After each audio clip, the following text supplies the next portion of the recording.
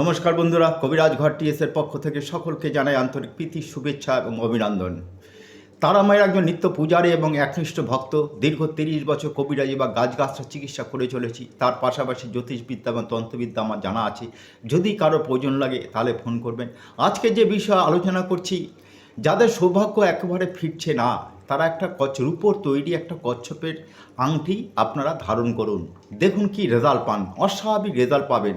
কারণ জ্যোতিষশাস্ত্র এবং বাস্তুশাস্ত্র অনুযায়ী কচ্ছপের মধ্যেই হচ্ছে মা লক্ষ্মীর বাস। সুতরাং আপনারা কি করবেন, একটা রূপোর তৈরি কচ্ছপের আংটি আপনারা কিনে নিয়ে আসবেন। নিয়ে এসে শুক্রবার দিন সকালবেলা 12টার মধ্যে কাঁচা দুধ, গঙ্গাজল, তিল আর তুলসী পাতা দিয়ে শোধন করবেন। শোধন করে কচ্ছপের যে মুখটি আছে, মুখটি আপনার দিয়ে রাখবেন। দিয়ে এই আঙ্গুল অর্থাৎ তর্জনী আঙ্গুলে আপনারা ওই আংটিটি ধারণ করুন। দারুণভাবে সৌভাগ্য লাভ পাবেন। নমস্কার, সকলে ভালো থাকবেন।